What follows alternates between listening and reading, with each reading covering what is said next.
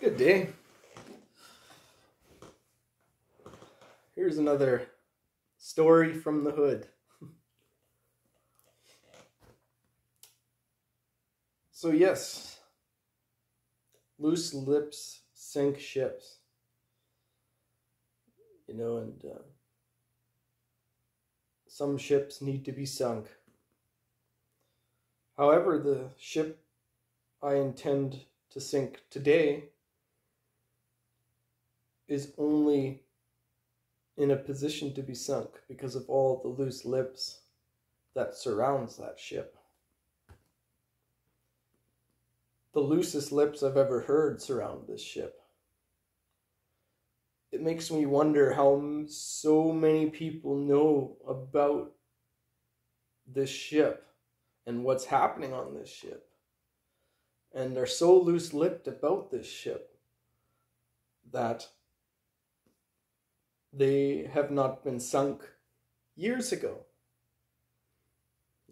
The owner of this ship has been driving BMWs down our Weimar streets and always showing off his fancy lifestyle and never has had a job. Some people say, well, he's provided a living for our community and he's the middleman that helps get things moving. Yeah, fair enough. However, when you are affiliated with middlemen that are working with corruption, then we should be a little more cognitive to the fact that we're supporting something we shouldn't. I know it's easy just to turn our minds away from what is around that energy, but there is a reason why people react in certain ways. This ship, he tried to build a facility down Puerto Rico Road here, and he said it was like a wood building facility, right? But I went to the community hall meeting, and they pretty much said they called this company, and he's not even affiliated with the company anymore, and he was just lying to the community to build a facility there, and call it a woodworking shop, right? And this town has a lot of people against this ship because they've known about him and his ways for a while. And once this ship came up to me and told me that his ex-wife, who was my neighbor, she built the house there right next to us at the same time as we did. We didn't really get along, but she never really did anything that I can say is good or bad, like that I know of. So I can't say anything good or bad about her besides, there was a few instances that we had, let's say falling outs around the property and stuff, but nothing for me to make any seriously bad judgments about her. Yet he told me she was a sociopath, and that the ship told me it's Cheryl is the name of his ex-wife, and I'd assume she got away from that for reasons too. But he told me she was a sociopath, and that she, in court, she blackmailed him for $100,000 by saying that he was affiliated with organized crime. And I was like, oof, well, okay. And he said in the courtroom that the judge went, no, you can't bring that up here. That's serious. You have to, if you want to bring that up, you have to bring it up with the RCMP. It was like hushing it out of the courtroom, which I was like, what? They're just how did that work? And he was like, so I gave her the $100,000, and then that was that, or whatever. I was like, well, how do you know she's not going to do it? I asked him. He said, well, I work with people that she knows that she can't do it again. And in a sense, he was letting me know, I forget the exact words, but it was pretty much what he was saying is, I work with dark people that will know that she can't get away with it again. I was like, okay, I'm not going to work with this guy, is what I thought instantly. Is what kind of thug do I have? He just tells me first that she's blackmailing him for organized crime, but maybe he just is making so much money and she's struggling and she just wants some fair to like help her. You know what I mean? You know, if she at the same time she's asking for money from a criminal, you know, so, you know, dirty money. I don't know. Anyways, not my statement. But this guy is respected, and all these people know him, and they all like brag to be a part of his gang. You know, yeah. Are you bragging to be part of that darkness? Not only that, I know some other things about what they've done over there, and you know, people around psychedelics, okay? And psychedelics, oh, what? Everybody should be free to do psychedelics, blah, blah, blah. And you don't know what happened then if you think that there's only good in psychedelics and there's not reasons why we should be careful around handing the apple, then you don't know about what's happened in the past. And you don't know what happened in the 60s, some of the dark brainwashing stuff they did with plant medicines, right? And the fact that this ship was growing hundreds of pounds, maybe even thousands of pounds of these in just 1 year, I question what they were doing with that. You know, and you know that these are kind of things we have to watch out for. You know, it's bad enough that he's been a part of the cannabis industry and all the other shit he deals with. But you stepped into the sacred mushroom and you thought that you're going to just get away with producing such a powerful medicine and just throwing it out into the market and flooding the market with your poorly grown, under anxiety grown mushrooms, and you don't know who to what kind of people are getting those mushrooms, and you don't know the damage that can be done with mushrooms, obviously. Or you do know, and you're just happily to be cognitively dissonant to the truth. You know? I believe that there's a love that it is important. Also, that we have to understand that these people that have gotten to the point that they are at is they gave up a lot of that love. You know, I saw the people that speak truth. The only reason you can be friends with everyone is because you're a bullshitter, okay? And Austin is friends with everybody, and I got that feeling from him too. Just people please everybody, but he's a little fucking snake, okay? So I'm not okay with thugs being in my neighborhood, threatening my neighbor. And she moved away from this community after that, okay? I will not be displaced. And I am your neighbor. You buy your land for your neighbor, not for the land. And your other neighbors don't think much of you either. So I would suggest you skedaddle. And anyone that continues to work with this person after you've heard this video, you are closer to the causation than you are to correlation on the spectrum. So I suggest everyone just not support corrupt people. Support people that are trying to better your lives. And you think that short-term gratification, like work, needing this job right now. Well, you know what? You need to become more powerful so that you can pick a job that does not carry bad karma. And there is ways, right? You have to give up everything sometimes to know Jah.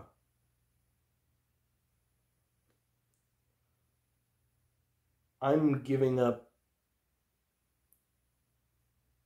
maybe a sense of security by speaking out about this. Last year when I spoke out against you, Austin, right after I had 2 threats. One threat right to my face connected to you. Okay? I was at Backroads. And another, let's just say, this one I don't know, but I suggest it was right connected to the same time when I was trying to speak to you about what was going on last year, man to man, face to face, and you wouldn't come to me. And everyone thinks around town that I'm the crazy person. Well, you don't know about what I saved you from last year. Right outside my camera range, a pile of tobacco chew. Somebody sat there and spat in the middle of the night. One night. My dog was poisoned. This is my community right here. All right? So now that your name is out,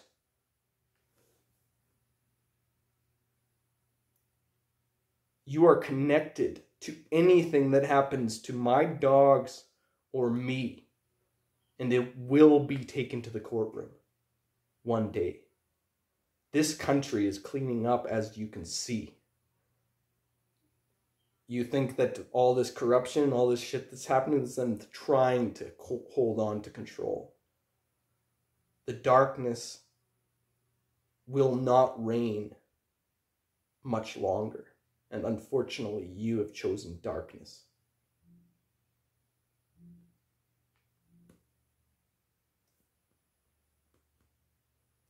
Many people say to me, hey, or have a feeling, hey, he's just vengeful of like Austin's success, or you know what I mean, or Tim and Jimmy's success, or those things. No. I want justice for our communities. I want justice for our country. And this nepotistic cartel ring that he's a part of is destroying our country and our community.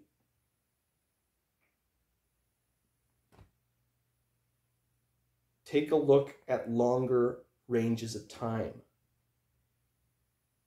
Take a look at what happened to the righteous people in this community, cannabis community. Look what happened to Ryan Tapp, one of the most righteous people that's been in the cannabis community in the last 20 years. Yeah. Stop your cognitive dissonance and start looking at truth. Hey, the best story wins. What's your story, Austin? What's your story, Tim?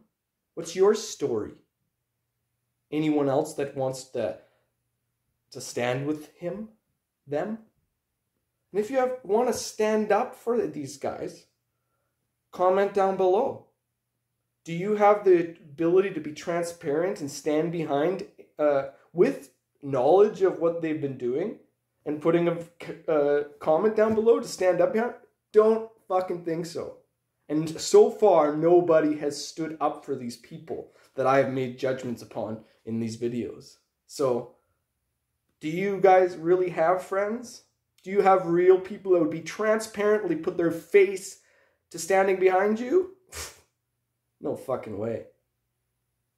Well, I'm putting my face behind this message. I can put my face behind everything that I do.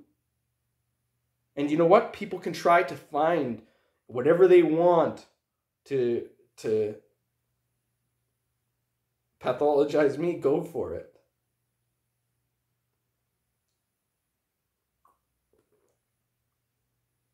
All the evils that I have done in the past, I have asked for redemption. I've repented my sins. I've asked for forgiveness. And I'm living my redemption. So,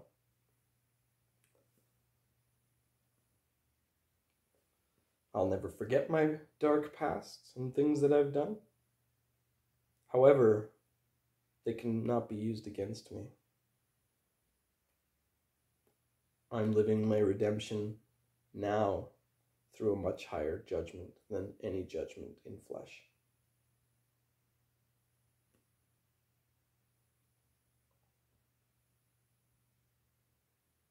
Much love. And let there be justice. You know? That ship I was talking about, you know, Austin, he brought in 2 multi-million-dollar companies into our community. The one that's threatening people's lives in our community is somehow connected to the white-collar criminals in the Canadian cannabis industry.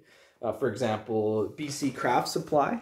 They came through, made some nice swag, like a little grinder, and they tested, our products. And they stuck around. They tested so many. They even said they had never seen test lab results like these ones. And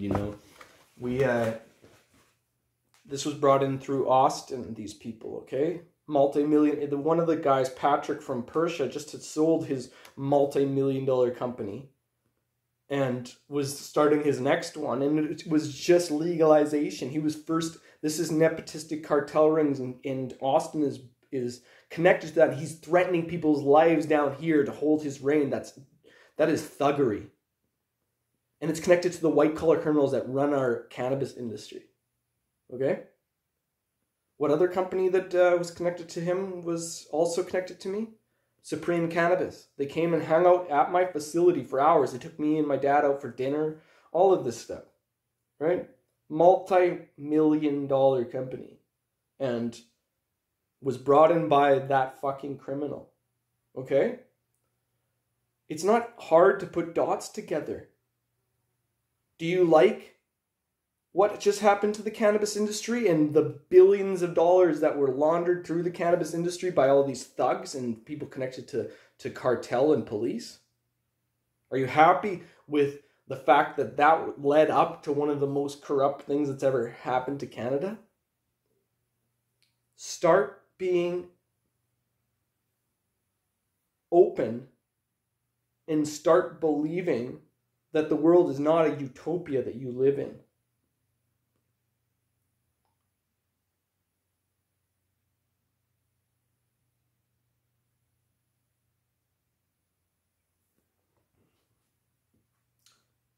BC Craft Supply asked me to do an interview with CBC News. They knew I was the one righteous company that could stand the scrutiny of showing my face to the entire Canada, across Canada. I'll put that interview down below. I was one of 3 growers that was in a meeting one of the growers is also a part of the Craft Cannabis Association that got me the interview. They know how professional I was, and they knew that I would be the best front man for their association. Also bring me into a meeting with Health Canada, the local municipal government, the federal government, the Privy Council.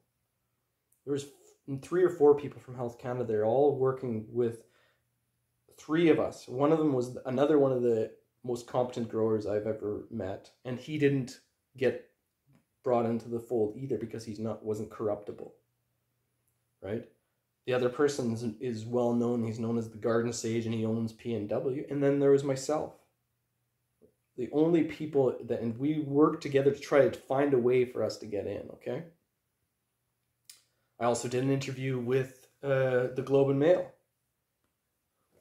and hundreds of thousands of people saw that interview. Again, standing up for our ability to find a place in this legalized world. But what happened? Tim and Jimmy, who have been the biggest, corruptest people in Weimar, the biggest people connected to this, he built to launder some money with his thugs back in Manitoba. He built a $500,000 motorhome, to pretend that's why they were doing business. All this crazy shit, and I have connections to him through my bank accounts because he grew my plant for me once, right? And those people sold so many of our strains, our local strains, out to the legal market and to places like the Pure Sun Farms, where my CBD strain went. Multinational corporation, the biggest cannabis grow in Canada. These people, they funded their grow and did that by selling our strains, our power. That's why they got in. is because of their corruption. Okay? The reason why people can run as long as Austin does is because of their corruption.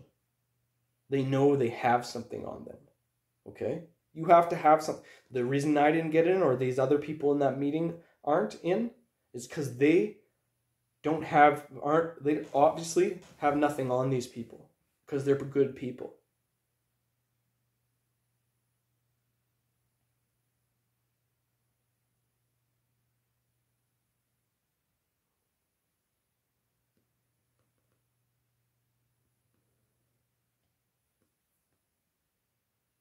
So, who's going to stand up for these people?